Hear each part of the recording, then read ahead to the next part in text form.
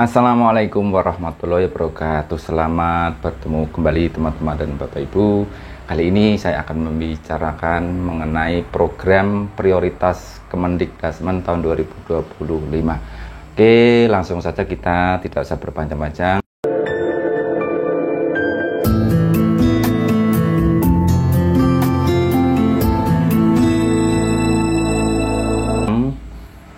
Program prioritas Kemendikdasmen tahun 2025 adalah ada beberapa item, yang ada 6 yang di sini.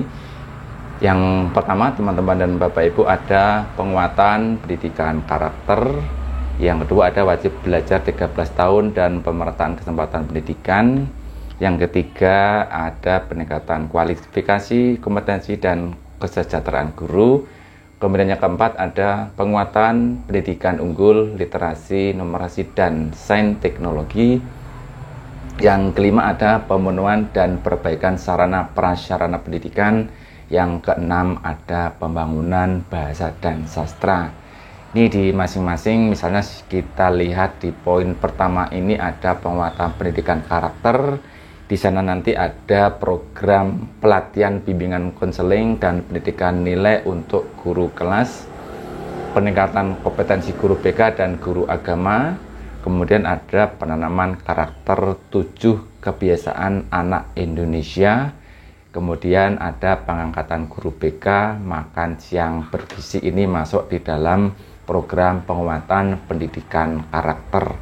Sementara ada wajib belajar 13 tahun dan pemerataan kesempatan pendidikan. Program yang direncanakan adalah afirmasi pendidikan yang diselenggarakan oleh masyarakat, rumah belajar, PAUD, pendidikan dan jarak jauh. Kemudian ada memfasilitasi relawan mengajar. Kemudian yang ketiga, ada peningkatan kualifikasi, kompetensi dan kesejahteraan guru. Ada peningkatan kualifikasi D4 atau S1. Kemudian ada pelatihan kompetensi guru dan peningkatan kesejahteraan melalui sertifikasi. Yang keempat, teman-teman dan Bapak Ibu, ada penguatan pendidikan unggul, literasi dan numerasi, sains dan teknologi. Di antaranya ada pendidikan matematika, ada sains teknologi sejak usia dini, pendirian sekolah unggul dan pengembangan sekolah unggul. Ada penguatan pendidikan vokasi, kejuruan dan pelatihan. Sementara yang nomor 6 ada pemenuhan dan perbaikan sarana prasarana pendidikan, ada renovasi sekolah. Dan yang terakhir ada pembangunan bahasa dan sastra. Baik, langsung kita teruskan ke program prioritas. Di sini ada digitalisasi pembelajaran, yang mana di digitalisasi pembelajaran ini ada rencana paket pengadaan peralatan digitalisasi yang diberikan ke satuan pendidikan. Ada 3 jenis paket, teman-teman dan Bapak Ibu, meliputi infrastruktur, opsi perangkat media, konten pembelajaran, dan BIMTEK pemanfaatkan SmartBed.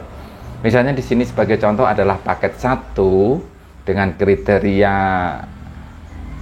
infrastruktur adalah sekolah memiliki listrik, sekolah memiliki koneksi internet. Maka opsi media yang diberikan adalah berupa SmartBed, kemudian ada laptop dan eksternal hard disk yang berisi konten-konten pembelajaran. Sementara konten-konten pembelajaran ini terdiri dari platform online pembelajaran dan konten berkualitas. Sementara untuk BIMTEK pemanfaatan SmartBed, ada BIMTEK pemanfaatan SmartBed dengan konten terbaru yang interaktif. Oke, di sini ada paket kedua dengan kriteria sekolah memiliki listrik, sekolah tidak memiliki koneksi internet, dan pada paket yang ketiga adalah sekolah tidak memiliki listrik, tidak memiliki koneksi internet. Maka paket yang diterima ini ada SmartBed, kemudian ada solar panel atau pembangkit tenaga surya, kemudian ada internet satelit, laptop, dan eksternal hard disk. Kemudian data ini diambil dari mana, teman-teman dan Bapak Ibu?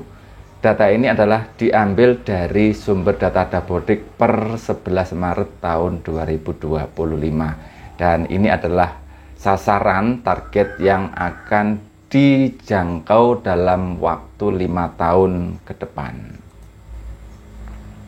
Nah, ini progres atau rincian pemetaan pemberian bantuan dari tahun ke tahun 2025, 2026, 2027 sampai dengan 2029.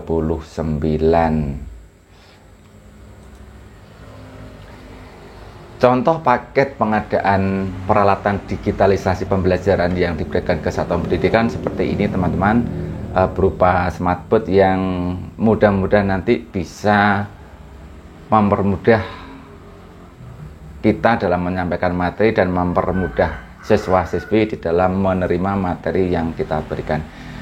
Program prioritas yang selanjutnya ada di penguatan pembelajaran. Ada apa di penguatan pembelajaran? Yang pertama, teman-teman dan Bapak Ibu, ada pembelajaran mendalam.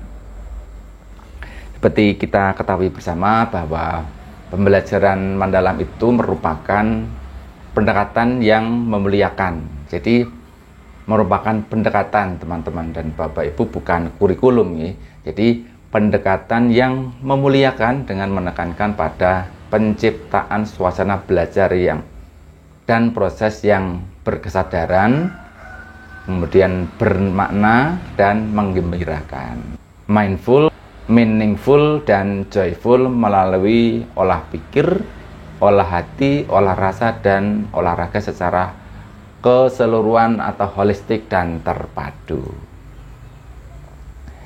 Ada beberapa kasus yang terjadi kita pada saat ini, bahwa ada ratusan siswa sebanyak 400 di tingkat SMP yang berasal dari 60 SMP di Kabupaten Buleleng ditemukan anak tersebut belum bisa membaca.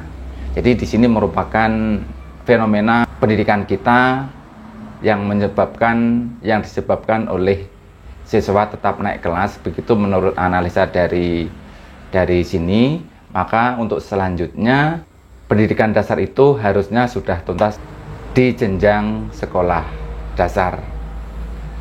Dari analisa tersebut ada beberapa contoh permasalahan seputar pembelajaran. Mungkin juga kita pada saat ini masih mengalami atau melihat Bapak Ibu dan teman-teman. Yang pertama adalah ada praktik pembelajaran yang jauh berbeda dari perencanaan. Kemudian ada asesmen tidak sesuai dengan tujuan pembelajaran, atau pembelajaran masih berpusat kepada guru. Pada skema pembelajaran mendalam di sini bisa kita lihat kerangka pembelajaran mendalam. Pembelajaran mendalam ini mengintegrasikan 7 profil lulusan dari peserta didik kita. Ada yang pertama, ada keimanan dan ketakwaan kepada Tuhan Yang Maha Esa. Kemudian ada kewargaan, ada kreativitas, kemudian ada kemandirian, komunikasi, kesehatan, kolaborasi, penalaran kritis. Jadi ke-8 profil lulusan ini akan terintegrasi dalam pembelajaran mendalam, yang mana pembelajaran mendalam tersebut mempunyai prinsip yang bermakna, kemudian berkesadaran dan menggembirakan. Selanjutnya, untuk dari pembelajaran yang berkesadaran, bermakna, dan menggembirakan itu, nanti ada pengalaman belajar yang mana anak tersebut bisa memahami, kemudian mengaplikasikan dalam kehidupan sehari-hari. Memahami dalam arti mengerti, kemudian mampu menerima apa yang diberikan, apa yang dipelajari oleh murid, apa yang diberikan oleh guru kepada murid-murid. Kemudian murid-murid tersebut bisa mengaplikasikan dalam kehidupan sehari-hari dan kemudian bisa merefleksi. Jadi dari apa yang didapat di sekolah kemudian diaplikasikan di kehidupan sehari-hari, kemudian bisa merefleksikan.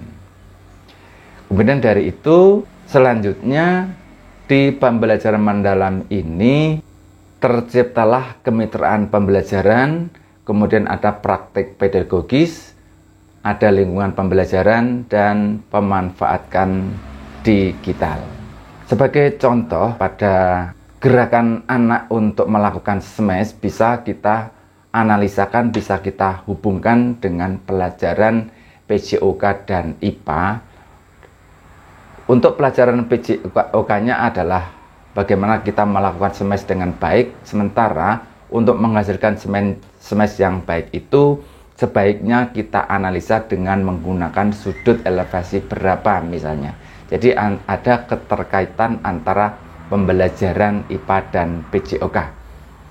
Contoh lain adalah misalnya dalam pembelajaran bahasa Inggris tentang Indonesian Indigenous Animal, bisa kita hubungkan dengan topik persebaran fauna di Indonesia. Jadi pembelajaran yang kita berikan, kita sampaikan kepada peserta didik kita ada keterkaitan sehingga pembelajaran tersebut bisa menyenangkan, bermakna. Pengalaman belajar dilakukan secara bertahap untuk mencapai level PMM. Untuk memahami, di sini ada pengetahuan-pengetahuan yang esensial yang diberikan kepada murid, kemudian ada pengetahuan yang aplikatif untuk kehidupan mereka, ada pengetahuan tentang nilai dan karakter, kemudian peserta didik melakukan pendalaman pengetahuan dan mengaplikasikan dalam kehidupan. Yang terakhir ada merefleksi diri sehingga pengetahuan tersebut bisa diterapkan dalam kehidupan sehingga menjadikan regulasi diri terhadap peserta didik kita.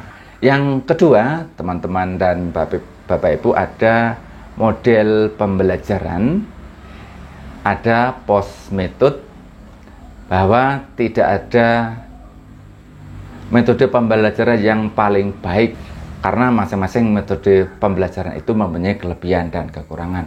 Kemudian ada untuk model pembelajaran yang baik adalah menyesuaikan dengan karakteristik mata pelajaran dan disesuaikan dengan tujuan pembelajaran. Kemudian ada pembelajaran STEM. Bapak Ibu, apa itu pembelajaran STEM? STEM itu terdiri dari 4 tahapan atau 4 elemen.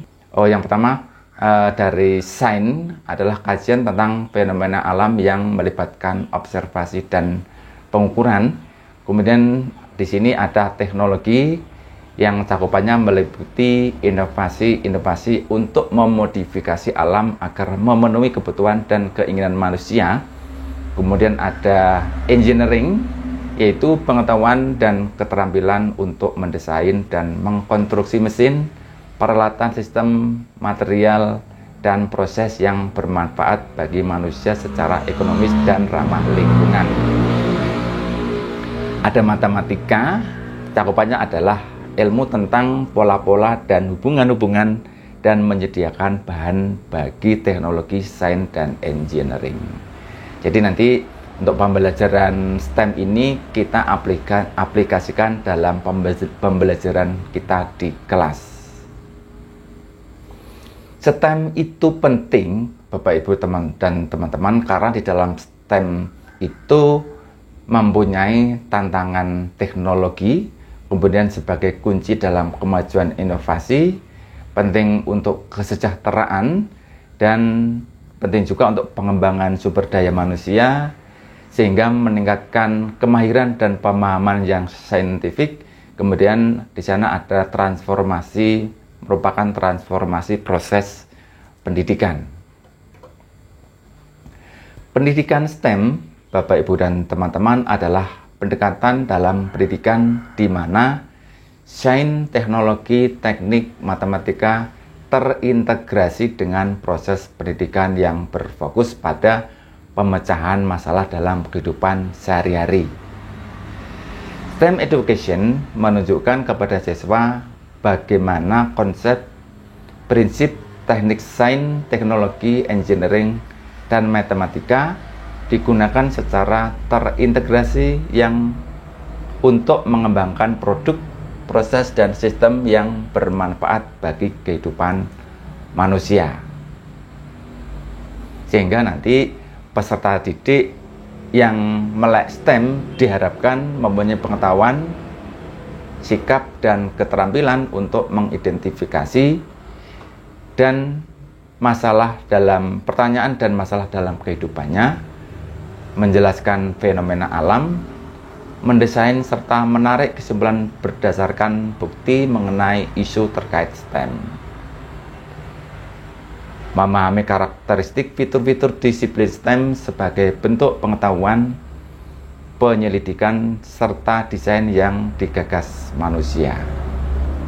Kesadaran bagaimana disiplin-disiplin STEM membentuk lingkungan material, intelektual, dan kultural, mau terlibat dalam kajian isu-isu terkait STEM sebagai warga negara yang konstruktif, peduli, serta reflektif dengan menggunakan gagasan STEM.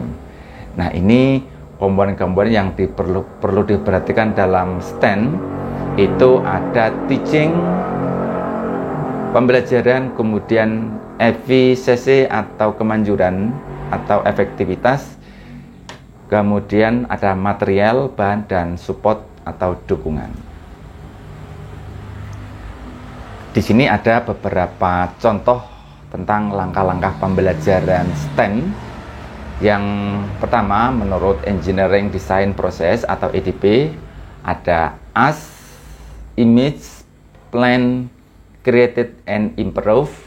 Sementara oleh Mutiara dalam Bibin Rubini STEM Blended Learning dimulai dari Orientation, Research, Development, dan Evaluation. Kemudian ini menurut Eka Rahmania dalam model pembelajaran Project Based Learning atau PJBL dengan STEAM. Tahap 1 ada refleksi, kemudian penelitian, penemuan, dan penerapan. Kemudian yang terakhir menurut Nurul Novitasari dalam pembelajaran STEAM pada anak usia dini dimulai dari langkah pengamatan atau observe, langkah ide baru atau new ide, langkah inovasi atau innovation, langkah kreasi, creativity, dan langkah nilai atau society. Nah, ini Bapak Ibu dan teman-teman, tentu bagaimana sih penerapan di dalam pembelajaran? Misalnya di sini ada tujuan pembelajaran untuk memahami konsep tentang gempa bumi dan mitigasinya. Kemudian menganalisis risiko gempa bumi dan dampaknya melalui pendekatan ilmiah, membuat alat berbasis teknologi sederhana untuk pemantauan dan peringatan dini gempa bumi. Ini adalah tujuan pembelajarannya. Kemudian untuk langkah-langkah STEM yang bisa kita laksanakan adalah yang pertama, memahami dulu dari langkah AS, di mana posisi peserta didik berdiskusi tentang gempa bumi dari materi yang dieksplorasi guru. Peserta didik memahami tujuan pembelajaran. Kemudian pada langkah atau elemen kedua adalah image atau membayangkan produk. Peserta didik membentuk kelompok beranggotakan 3-4 orang untuk merumuskan jawaban terhadap masalah. Kemudian peserta didik memutuskan untuk membuat sesuatu dalam bentuk proyek bersama. Kemudian plan atau merencanakan, peserta didik mengumpulkan data dan informasi berbagai sumber tentang proses terjadinya gempa bumi di seluruh dunia termasuk di Indonesia. Peserta didik mengumpulkan berbagai data dan informasi dari berbagai sumber untuk menjawab pertanyaan guru. Peserta didik membuat rancangan awal untuk alat monitor sederhana gempa bumi. Elemen yang terakhir, create and improve, membuat dan melakukan uji coba produk. Yang dilakukan peserta didik adalah bekerja membuat alat monitor gempa bumi di kelompok masing-masing. Guru mengawasi pekerjaan yang dilakukan oleh peserta didik dengan cara mengunjungi tiap kelompok dan berdiskusi dengan anggotanya sambil mengisi lembar observasi kinerja.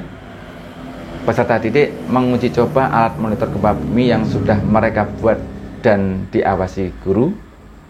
Setelah berdiskusi, peserta didik memperbaiki produk mereka dan menuliskan laporan pembuatannya. Jadi langkah-langkah pembelajaran STEM ini merupakan langkah-langkah yang mengaplikasikan bagaimana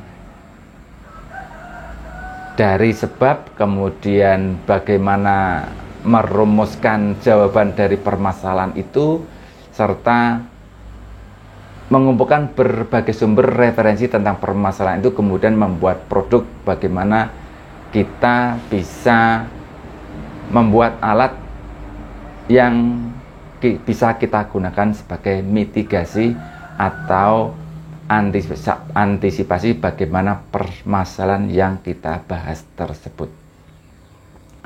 Kemudian yang ketiga, Bapak Ibu dan teman-teman, ada integrasi pendidikan perubahan iklim dalam kurikulum satuan pendidikan.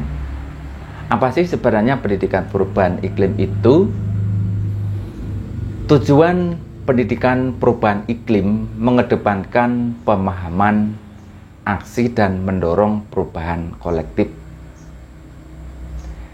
Memahami di sini diartikan bahwa memahami isu perubahan iklim dan keterhubungan dengan masalah ekonomi, sosial, dan kesejahteraan atau peradaban manusia, membangun scientific temper, memilah informasi yang salah, kemudian ada aksi nyata, yang mana aksi nyata tersebut adalah mengambil aksi, mengubah kebiasaan, mitigasi dan adaptasi, low carbon behavior. Berbagi merupakan langkah menggerakkan komunitas, mendorong collective action and systemic change sebagai warga negara. Dalam pendidikan perubahan iklim ini ada 4 kompetensi. Yang pertama ada dampak, kemudian penyebab, adaptasi, dan mitigasi. Ini kalau kita bisa analisa mirip-mirip dengan pendidikan STEM tadi, Bapak Ibu. Pertama, dampak merupakan kesadaran tentang situasi krisis iklim yang berpengaruh pada kehidupan peserta didik. Kemudian di kompetensi penyebab adalah memahami tentang bagaimana aktivitas manusia menyebabkan kenaikan rata-rata suhu permukaan bumi di luar pola alamiah. Kemudian pada kompetensi adaptasi di sini ada memahami kemauan dan kapasitas untuk membangun ketahanan terhadap berbagai dampak perubahan iklim, baik melalui solusi teknologi, budaya atau kearifan lokal maupun solusi berbasis alam.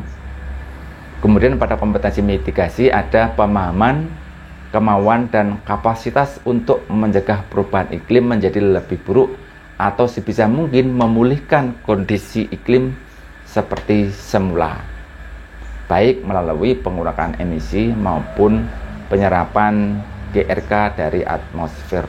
Jadi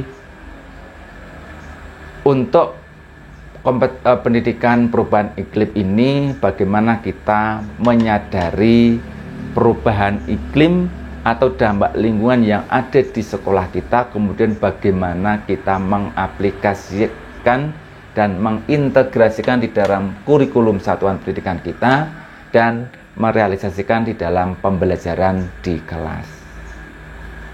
Nah, untuk kompetensi pendidikan perubahan iklim ini, teman-teman dan Bapak Ibu, ada berbagai macam fase atau tingkatan. Ada fase A, kemudian fase B sampai dengan fase F, kelas 11 sampai dengan kelas 12. Nah, seperti saya sampaikan di awal tadi, bagaimana integrasi pendidikan perubahan iklim dalam KSP. Pertama, kita menganalisis karakteristik satuan pendidikan kita. Tentu di masing-masing satuan pendidikan berbeda, menyesuaikan dengan kondisi dan karakteristik lingkungan yang ada di sekitar satuan pendidikan tersebut. Kemudian ketika sudah teranalisis karakteristiknya, maka karakteristik tersebut kita masukkan di dalam visi, misi, dan tujuan satuan pendidikan, sehingga nanti pada pengorganisasian pembelajaran kita bisa implementasikan di sana, sehingga di dalam perencanaan pembelajaran dan pengaplikasian pembelajaran di kelas, bagaimana agar anak-anak tersebut menyadari kondisi lingkungan sehingga bisa memitigasi kemungkinan agar dampak lingkungan tersebut bisa diantisipasi dalam kehidupan. Nah, di sini ada beberapa contoh pemetaan ketangguhan iklim dan risiko dampak perubahan iklim. Misalnya ini adalah macam-macam karakteristik lingkungan yang berdekatan dengan satuan pendidikan, sehingga nanti dalam KSP atau kurikulum satuan pendidikan bisa kita aplikasikan. Nah, ini adalah karakteristik dari lingkungan di sekitar satuan pendidikan kita dan bagaimana untuk merespon atau pilihan respon yang dapat kita pilih di dalam pengaplikasian di kurikulum satuan pendidikan dan nantinya adalah penerapan di kelas untuk pembelajaran anak didik kita. Kemudian untuk pendidikan perubahan iklim ini bisa kita aplikasikan melalui dengan beberapa cara untuk diterapkan lintas mata pelajaran. Misalnya bisa kita terapkan di dalam kegiatan intrakurikuler, ekokurikuler, dan ekstrakurikuler serta pada budaya sekolah. Dalam intrakurikuler, kita bisa mengintegrasikan ke dalam mata pelajaran yang relevan.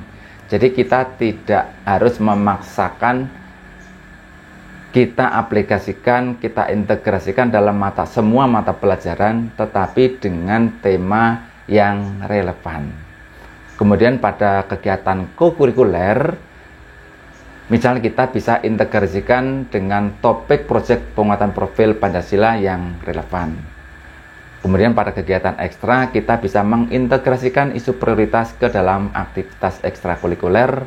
Kemudian pada budaya sekolah kita bisa mengintegrasikan ke dalam budaya sekolah. Nah, ini ada langkah-langkah integrasi pendidikan perubahan iklim dalam intrakurikuler atau pembelajaran di kelas. Misalnya kita pertama dalam mempelajari peta kompetensi kurikulum, kemudian kita mengidentifikasi dan memilih kompetensi iklim yang sesuai dengan kondisi sekolah kita. Kemudian kita bisa menyesuaikan dengan mata pelajaran. Kemudian kita tindak lanjuti dengan merencanakan pembelajaran dalam pembuatan RPP atau modul ajar. Kemudian kita laksanakan atau kita aplikasikan di dalam pembelajaran di sekolah. Teman-teman dan Bapak Ibu, di sini ada bagaimana ilustrasi kita dalam mengintegrasikan pendidikan perubahan iklim dalam intrakurikuler, dimulai dari karakteristik yang ada di KSP, kemudian kompetensi iklim apa yang kita temukan, kita sesuaikan dengan karakteristik lingkungan yang kita masukkan dalam KSP, kemudian kita masuk di dalam mata pelajaran dan capaian pembelajaran. Ada bermacam-macam mata pelajaran yang bisa kita aplikasikan. Misalnya di sini ada bahasa Indonesia, kemudian ada IPS, dan ada matematika misalnya. Kemudian kita jadikan kita rumuskan di dalam tujuan pembelajaran. Misalnya di sini untuk bahasa Indonesia mampu menganalisis keterkaitan perubahan iklim dan krisis pangan air dari teks yang dibaca, mampu menjelaskan keterkaitan perubahan iklim dan krisis pangan dan air melalui presentasi atau slide dan seterusnya. Ini untuk pelajaran IPS juga bisa kita integrasikan, di matematika juga bisa kita integrasikan.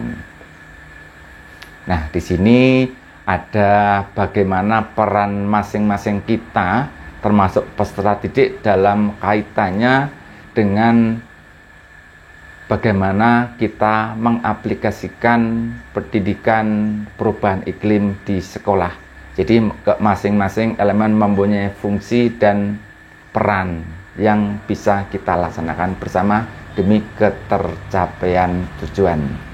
Nah, itu teman-teman dan Bapak Ibu sedikit mengenai prioritas Kementerian Pendidikan Dasar dan Menengah termasuk dalam digitalisasi pendidikan dan pendidikan kita di kelas. Demikian, mudah-mudahan bermanfaat. Terima kasih. Wassalamualaikum warahmatullahi wabarakatuh.